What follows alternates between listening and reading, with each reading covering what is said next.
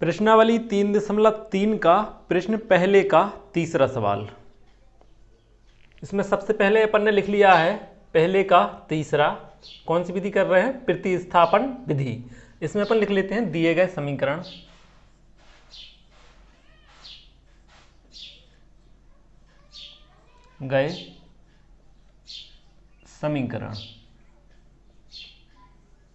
कौन कौन से समीकरण दिए गए हमें तीसरा सवाल में?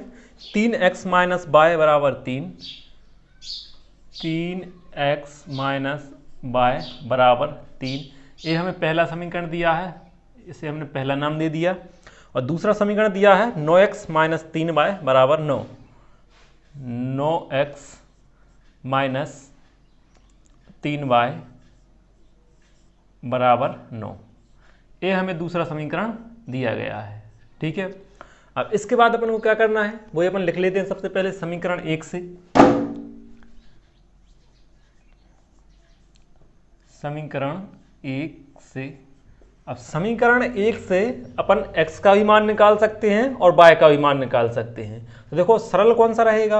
अगर अपन x का मान निकालेंगे तो देखो जब ये बटे में जाएगा 3 तो बटे में आ जाएगा यहाँ पर, तो ये थोड़ा कठिन हो जाएगा। लेकिन अगर अपन y का मान निकालें तो अपना बटे वाली कोई दिक्कत नहीं रहेगी। इसलिए हम कौन सा मान निकाल रहे हैं अपन? y का। लेकिन ध्यान रखना है अपन कोई सा भी मान निकाल सकते हैं, x का भी निकाल सकते हैं, y का भी। तो हम यहाँ निकाल रहे हैं y का मान। तो y का मान निकालेंगे तो 3x का करेंगे पक्षांतर, तो हमें 3x का करेंगे पक्षांतर, तो हमें यहाँ बचा क्या रहेगा?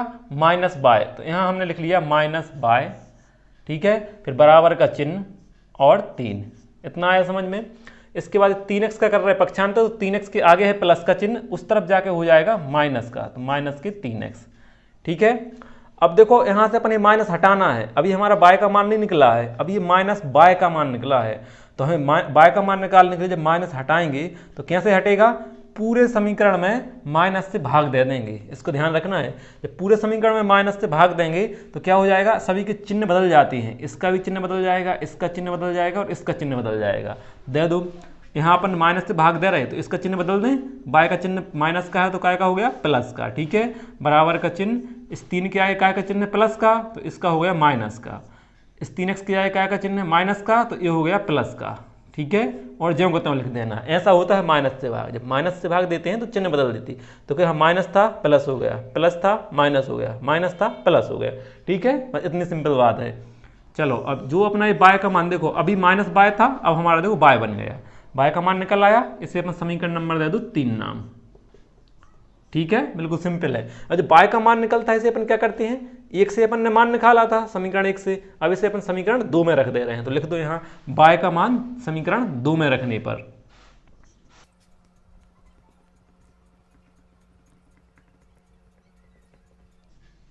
y का मान समीकरण 2 में रखना है। तो समीकरण 2 देखो, समीकरण 2 कहाँ है? ये है समीकरण 2।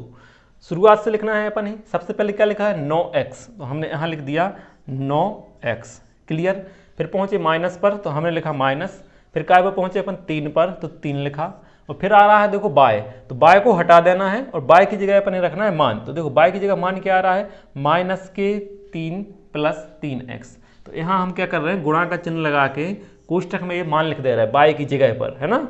y की जगह इसका मान क्या है? बराबर के इस तरफ माइनस 3 प्लस 3x। ठीक है, मान रखा गया, इसे कोष्टक कर दो बंद। क्लियर, कहाँ तक पहुँच गए अपन? समीकरण 2 पर ध्यान दो, y तक पहुँच गए अपन। अब कहाँ आ गए? बराबर पर, तो हमने लिखा बराबर और फिर लिखा है 9, तो हमने लिख दिया 9। क्लियर, अब अपन को क्या करना है? तो देखो अब करना है अपने लिए कोष्टक हल।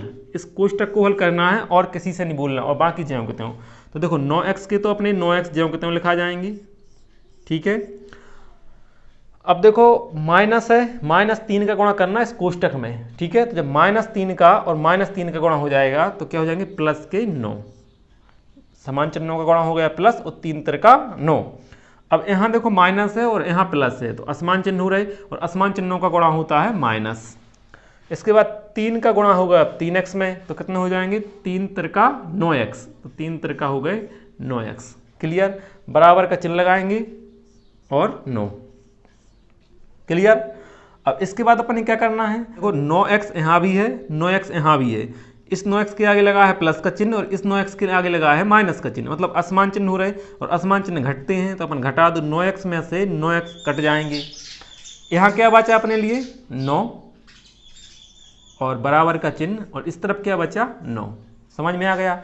अब देखो जब ऐसी स्थिति बने कि दोनों तरफ एक जैसा आ रहा हो, यहाँ भी 9 आ रहा है यहाँ भी 9, मतलब दोनों साइड बराबर आ गए, LHS भी आ गए और बराबर RHS। जब भी ऐसी स्थिति बने तो अपन यहीं तक अपना सवाल पूरा हो जाता है। और इसके बाद सिर्फ एक लाइन लिख देना है, जो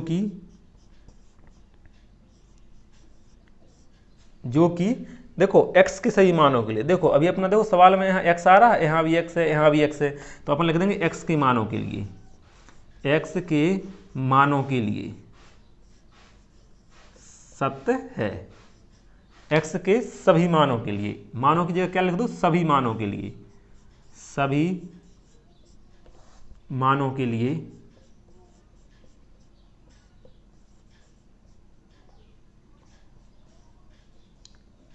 सत्य है। बस इतना करना है और हो गया। हमने देखो यहाँ पर x लिखा है, इस पर ध्यान देना है क्योंकि हमारा यहाँ x आ रहा है। अगर हमारा यहाँ y आ रहा होता तो अपन क्या लिख देते, जो कि y के सभी मानों के लिए सत्य है। क्लियर, चलो कर लो।